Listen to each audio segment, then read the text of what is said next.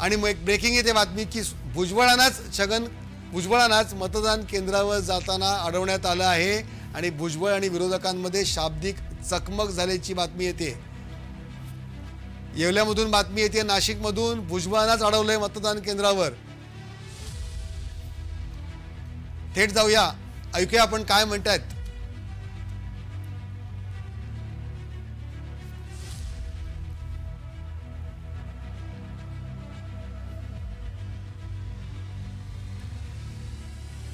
आपण पाहिलंय की स्वतः उमेदवाराला मतदानाच्या दिवशी कुठल्याही प्रकारचा प्रचार करता येत नाही।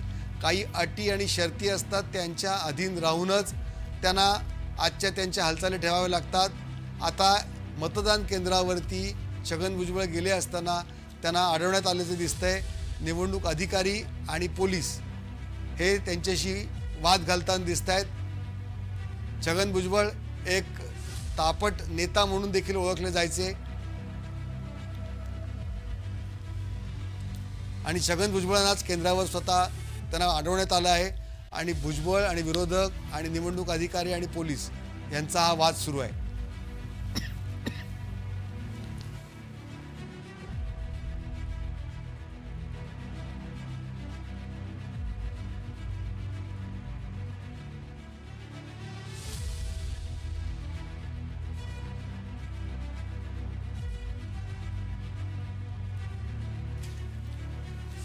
आणि आपल्याला या बातमीवर राहायचं आहे, या बातमीची आणखीन माहिती घ्यायची आहे। भुजबळांची बातमी अर्थात महत्त्वाची आहे।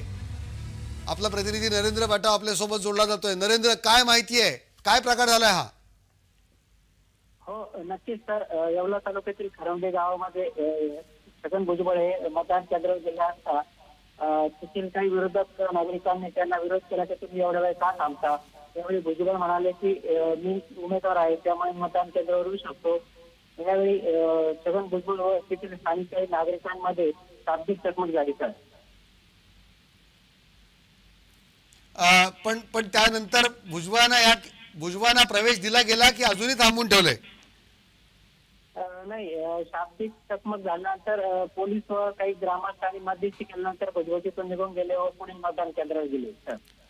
बर नरेंद्र, तुम्ही असेच अपडेट देत राहा, कारण छगन भुजबळांची बातमी म्हटल्यानंतर आपल्यासाठी ती महत्त्वाची आहे। निश्चितपणे राज्यातील प्रमुख नेत्यांपैकी ते एक आहेत आणि अशा प्रकारचे संघर्ष आणि या बातम्या आपण आज सकाळपासून बघतोच आहोत।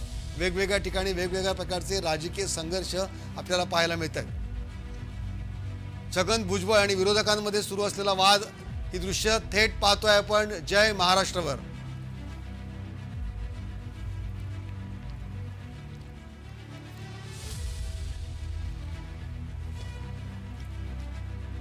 छगन भुजबळ यांच्या येवला मतदारसंघातली बातमी, संपूर्ण महाराष्ट्राचं लक्ष ज्या लढतीकडे लागून राहिले ती ही लढत आणि छगन भुजबळांना एका मतदान केंद्रावर विरोधकांनी अडवलेलं आहे।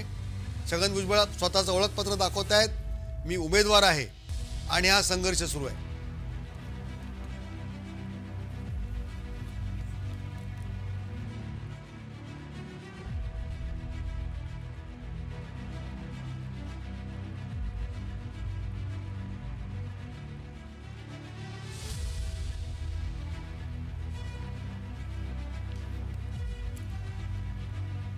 विविध प्रकारच्या बातम्या आपण सकाळपासून पाहतोय। मतदानाची आकडेवारी आपल्याला मिळते, महाराष्ट्रातल्या प्रमुख लढती आपण दाखवतोय।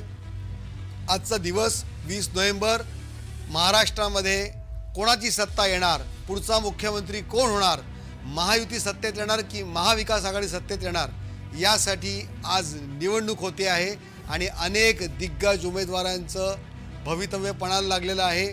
आज मतदानाचा दिवस आहे। सकाळी 7 वाजता सुरू झाले मतदान। अजूनही राज्यात कुठेही म्हणावं तेवढा मतदानाची टक्केवारी वाढलेली दिसत नाही। 30 ते 40% दरम्यान आकडेवारी दिसते आपल्याला। अजूनही 4 तास जवळपास आहेत, आपल्या 3.5 ते 4 तास आहेत।